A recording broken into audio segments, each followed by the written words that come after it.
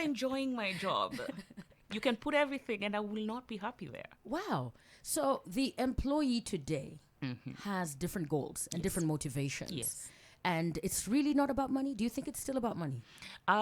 Actually, it would be quite erroneous to say that it is not about money, because Yes. even if you look at all hierarchy of needs, security is important for everybody. Yes. So for me, as a human being, as a practitioner, I believe, with all due respect to all employers listening to me, pay people properly. Yes. Do not use the habit of give me your previous pay slip and then you use it to undercut them. Yes. Please make sure that you're going to the market, you're doing a competitive market survey and paying competitively for the services that you're given. Right. Because that's the first basis. Because once you have paid somebody what they know is their worth, they are more likely to do the other things that come with it. Because again, it's just like a hierarchy of needs. Right. If you're not having the financial security that you're requiring, you're not expecting me to come to work and be on top of my game when my landlord is calling me, telling me, hey, I'm going to lock up your house. My kids have been kicked out of school. I don't know what I'm going to eat tomorrow. Right. It doesn't work like that. That's why I keep saying culture is not niceness. It's getting the things that are supposed to be done. So you cannot say that you will run away from the basis of security, which is money. It doesn't work like that. But also employees need to be able to appreciate the context that they're in. Yes.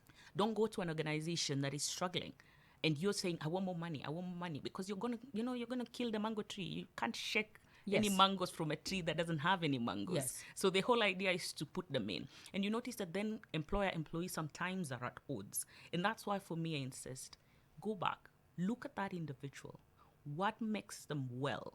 What makes them creative? What makes them productive? Because when you hit that, you have got to the sweet spot of performance. Wonderful. I feel like you actually indirectly gave a tip to Gen Z. Let's be realistic as we enter the workforce. What do you know about the organization? You're stepping in and it's pie in the sky, some of the things that you're demanding. And there needs to be reciprocity, employer to employee. I like that you called out the employers and you said hello to them. Shout out to all the employers, big or small business, wherever you are in your business. This is a great conversation that we're in.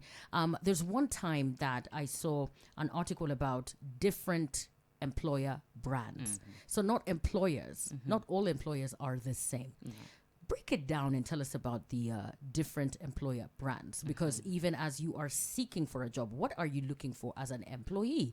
And also you may not know the definition of the kind of employer that you are. Exactly. Who are these employers? So generally there are three kinds of employers. There are those employers that we call the employers of Chan. What they're looking for is just buddies on the seats, somebody to do the thing that they're supposed to do. And you find these employers, they're just revolving those. This one comes in, that one goes out. That one comes in, that one goes out. And it could have other kind of things that might look good. Yes. For instance, they could pay ridiculously well because they know they are not going to keep you for too long. Right. And that's not their intention. So theirs is just Chan. And how you notice such kind of employers, look, if you've seen a job advertisement, go Google and see how many times that job has been advertised in the last 2 years. Right. Because if a job has been advertised 5 times in the last 2 years, it is either there is absolutely no talent for that job or something about that employer is interesting. Yes. That you might want to tell yourself. Yes. The second kind of employer is that employer of cash. Yeah? That is the employer who just pays. Employer of cash. Yes, Amen. they don't do any other thing, they just pay. And these employers are there, they will pay, but then they will work you. You will go there and earn every cent. Right. You find these employers are the kind of employers where there's no work-life balance. You're in the office Monday to Monday, 8 to 8. Right. Anytime it's their time, they would call you on the weekend, they would call you on your holidays, you will be on leave, they would be asking you to come back and all those kinds of things. And you notice that they pay you so high. It becomes so difficult for you to go and get this other place. Yeah? Right. Then you have the employers of value. These are the employers who instead focus on the value that they are giving. It could be either internally or externally. They have a social purpose. They have a commercial purpose. They keep talking about it. And you notice quite a number of employers are starting to move in that direction. You see employers when they're advertising for jobs, they're like, these are our values, these are our core principles, etc. So that you can come in there and you know this is an employer that values integrity. So if you're a person that connects with integrity, that's the kind of employer that you're looking for.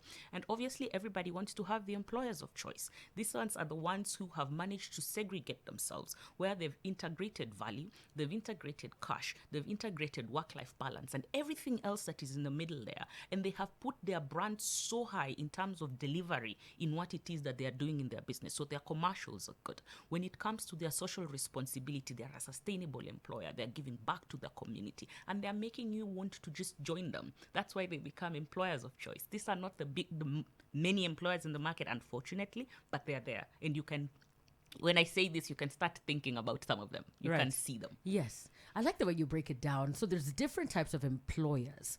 What about the employees? Are there different types of employees when you're recruiting? You know, you get to find people looking for different things. What's out there? Because it sounds like a very simple question, but you have interacted with so many personalities. I can imagine how it is face to face. I'm sure when your day ends, you're like, okay, that was heavy. I think it's borderline therapy because you meet